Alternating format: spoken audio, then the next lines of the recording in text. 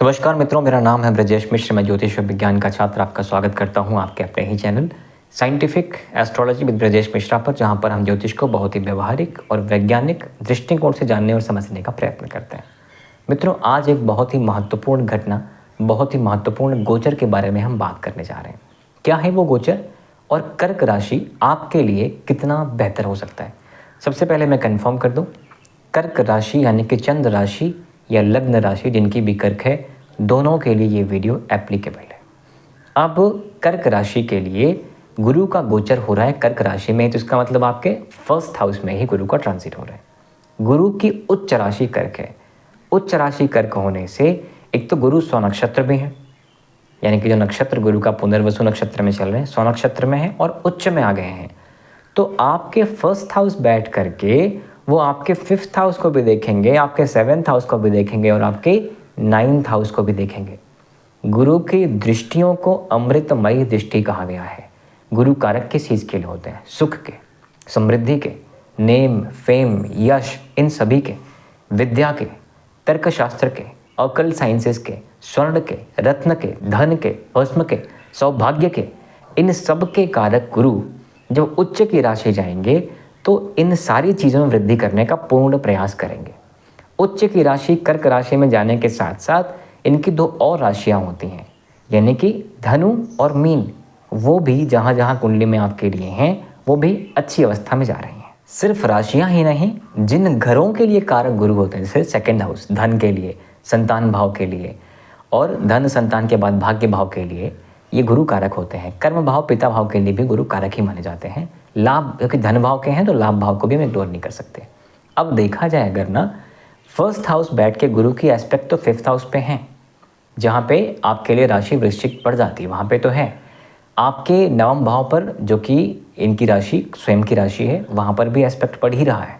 लेकिन सिंह राशि, धन भाव वाली राशि पर भी गुरु का कारकत्व होने से आपको लाभ मिलने की संभावनाएं बढ़ती हैं। तो आइए समझते हैं कहाँ कहाँ, क्या क्या, किन किन भावों पर और कितने इम्पैक्ट्स आपको दिख सकते हैं। लग्न पे हैं, स्वास्थ्य ठीक करेंगे। कर्क राशि काफ़ी सारे लोग लास्ट के 2-3 सालों से कुछ समस्याएं दिख रही थी मुझे। ये मैं आपको, क्योंकि मैं डेली कंसल्टेशंस दे रहा हूँ तो फ्रीक्वेंसी में देख के बता रहा हूँ। हालांकि किसका क्या दशा था वो देखना बड़ा इंपॉर्टेंट है, लेकिन ट्रांजिट भी लास्ट का 2.5 साल बहुत अच्छा नहीं था करंट ट्रांजिट के बेसिस पर। तो काफ़ी लोग जो पीड़ित थे स्वास्थ्य से ना एक लंबे समय से, उनको रिलीफ मिलने की संभावना यहाँ दिख रही है। एक छोटा सा मैं क्लॉज ऐड कर दूँ, अगर कुछ ऐसी लाइलाज बीमारी चल रही है जो ठीक ही नहीं हो सकती, तो क्या एकदम फिट हो जाएंगे? ऐसा नहीं है। हम सुधार की बात कर रहे हैं, इम्प्रूवमेंट की बात कर रहे हैं, जो ये ट्रांजिट आपको बेहतर तरीके से दे सकता है, राइट? तो फर्स्ट हाउस बैठ के गुरु आपके भाग्य में, आपके स्वास्थ्य में आपके लिए बेहतर करने वाले हैं। आचरण, आचार, विचार, diet, habit, thought process better करने वाले हैं, राइट? धन भाव इनका कारक भाव है तो ठीक करेंगे। सूर्य की राशि वहाँ पर रहेगी, यानी कि सिंह राशि है। गुरु से कोई प्रॉब्लम नहीं है, अच्छी स्थिति है। उसके बाद पंचम भाव पे अगर हम बात करें तो मंगल की राशि स्कॉर्पियो है, वहाँ पे एस्पेक्ट पढ़ना ठीक है। मंगल से गुरु के अच्छे संबंध हैं, मित्रवत संबंध हैं। तो प्रेम भाव में, संतान भाव में, शिक्षा भाव में मदद मिलती हुई दिख रही है। गुरु की राशि धनु राशि आपके 6th हाउस बैठी हुई है ना। तो 6th हाउस में गुरु की राशि है, रोग, रिपो, ऋण, जॉब इत्यादि का कारक वो राशि बनती है। 6वां भाव जो है बेसिकली वो बली होने से थोड़ी समस्याएं अभी भी रहेंगी, रोगों में, रिपुओं में, कर्जे में। लेकिन गुरु उच्च होने से चीज़ें एंड में ठीक होती हुई दिख रही हैं, बहुत चिंता की बात नहीं है, ठीक है। 12वीं राशि मीन राशि आपका नवम भाव, वहाँ से अगर देखा जाए नवम भाव पे गुरु का एस्पेक्ट पड़ रहा है, ये काफ़ी शुभ है आपके भाग्य भाव पर पड़ना, है ना। एक तो केंद्र में बैठ के गुरु तीनों त्रिकोण पे अपना एस्पेक्ट दे रहा है, 1, 5, 9, है ना। तो गुरु उच्च राशि बैठ करके अपनी नीच की राशि को देख रहा है, 7वें भाव को देख रहा है। थोड़ा ज़रूर यहाँ पे सावधान रहना चाहिए आपको अपने पार्टनर को लेकर के, बिजनेस में भी पार्टनरशिप को लेकर के, पति पत्नी या पार्टनर्स, इन सब को लेके थोड़ा आपका संबंध यहाँ पर बहुत बेहतर होता हुआ नहीं दिख रहा है, मतभेद होते हुए दिख सकते हैं। इसको ज़रूर ठीक करने का प्रयत्न कर लीजिएगा। प्रेम भाव पे एस्पेक्ट है वो तो ठीक है, वृश्चिक राशि है, लेकिन नीच की राशि में पढ़ने से थोड़ा यहाँ पर आपको सावधान रहने की ज़रूरत पड़ेगी। भाग्य भाव ठीक होने से बहुत चिंता की बात नहीं है, चीज़ें ठीक हो जाएंगी। आपको आपके फेवर की चीज़ें मिलने की संभावनाएं मिलती दिख रही हैं, लेकिन एक रिक्वेस्ट आपसे ये रहेगी कि लॉन्ग टर्म इन्वेस्टमेंट की तरफ ज़रूर सोचिएगा। जितना बेहतर आप कर सकते हैं करने का पूरा प्रयत्न कर लीजिएगा।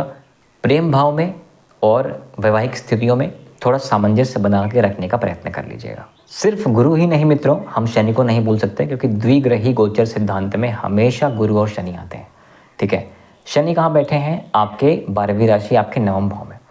नवम भाव में मीन राशि में गुरु बैठे हुए हैं, जिनकी चल रही 7.5, और आपके भाग्य भाव में गुरु बैठ करके आपके लाभ भाव को भी देख रहे थे, आपके फैमिली को भी देख रहे थे, एंड 8, 9, 10 आपके प्रेम को भी देख रहे थे। ये शनिदेव है ना। तो गुरु का एस्पेक्ट शनि देव पर पड़ने से शनि का 3 अक्टूबर को ट्रांजिट हुआ है। गुरु के नक्षत्र पूर्वा भाद्रपद में शनि वक्री जरूर हैं, लेकिन नक्षत्र गुरु का आ गया। जिनके नक्षत्र में शनि गए, नक्षत्रपति अभी उच्च की राशि पहुंच जाने से शनि का इफेक्ट भी आपके लिए पॉजिटिव होता हुआ दिख रहा है। तो भाग्य के भाव में जो शनि डिलेज कर रहे थे, रिलीफ मिलने की संभावना 18 अक्टूबर से 5 दिसंबर तक दिख रही है। ट्रांजिट छोटा है, इसलिए बहुत बड़े परिणाम एक्सपेक्ट नहीं कर रहे हैं, लेकिन सुधार या एक स्टेपिंग स्टोन, एक नींव का पत्थर बनने की संभावनाएं यहाँ कई गुना बढ़ती दिख रही है।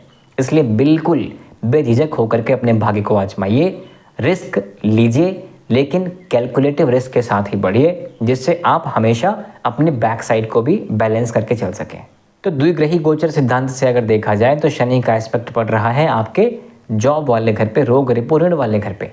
तो शनि अभी यहाँ थोड़ा सा, क्योंकि गुरु का एस्पेक्ट पड़ने से शनि का प्रभाव कम होता हुआ दिख रहा है, इसलिए आपको इसमें रिलीफ मिलता हुआ भी दिख रहा है। हम स्वास्थ्य लाभ की बात पहले कर चुके हैं, और रोग रिपो ऋण में भी थोड़ा आराम मिलता दिख रहा है। तो ये एक चीज़ और भी क्रेडिबल बन जाती है कि हाँ, ये गुरु आपको स्वास्थ्य को लेके, नेम फेम को लेके, कठिनाइयों को लेके थोड़ा रिलीफ ज़रूर देने वाला है।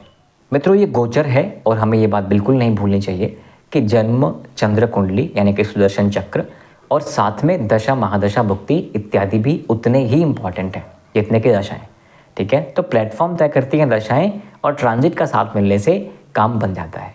तो इसलिए दशा, महादशा इत्यादि भी ज़रूर देखिएगा कन्विक्शन से पहले, यानी कि जब आप कोई प्रिसाइज प्रेडिक्ट कर रहे हो तो उससे पहले।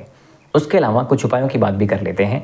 आपको सभी लोगों को, जो भी कर्क राशि या कर्क लग्न के लोग हैं, उनको विष्णु शास्त्र नाम का पाठ अगर थर्सडे को कर सकें तो काफ़ी रिलीफ मिलेगा आपको। जो समस्याएं चल रही हैं, शनि से पीड़ित चल रहे थे आप लोग, धन के मामलों में, परिवार के मामलों में, प्रेम के मामलों में, तो शनि का एक बहुत सिंपल सा उपाय, hard work, routine, rituals, discipline maintain कर लीजिए। चैरिटी करते रहिए गरीबों के लिए, क्योंकि भाग्य भाव में बैठा हुआ शनि, अगर शनि स्लो है तो भाग्य भी स्लो है, राइट। क्योंकि भाग्य भाव में बैठा हुआ शनि स्लो है तो भाग्य भी स्लो है। तो शनि के स्लो, यानी कि हालांकि 28 नवंबर तक शनि वक्री है, उसको हम चेंज नहीं कर सकते, वो अपनी चाल से ही चलेगा। लेकिन शनि के दुष्परिणामों से बचने के लिए उत्तम कर्म करते रहिए, रूटीन्स, रिचुअल्स फॉलो करते रहिए, डिसिप्लिन हो जाइए, और बेजुबानों की और गरीबों की जितनी मदद कर सकते हैं करते रहिए। तो शनि, गुरु, मंगल ये सभी आपकी मदद करेंगे। खान पान का ध्यान दीजिए, स्वास्थ्य का ध्यान दीजिए, आलस का समय है आपके, लथार्जी और लेजीनेस का समय है आपके, प्रोक्रेस्टिनेशन से बचिए। प्लानिंग्स लॉन्ग टर्म की करिए, लेकिन एक्शंस रोज लीजिए। एक चीज़ मान के चलिए, वो नहीं मिलेगा जो आप सिर्फ सोच रहे हैं या प्लान कर रहे हैं या मैनिफेस्ट कर रहे हैं। जब तक वो मैनिफेस्टेशन, और जिसे हम कहते हैं ना लॉ ऑफ अट्रैक्शन में अगर सब कुछ हटा के सिर्फ एक्शन निकाला जाए, वो बड़ा इंपॉर्टेंट है।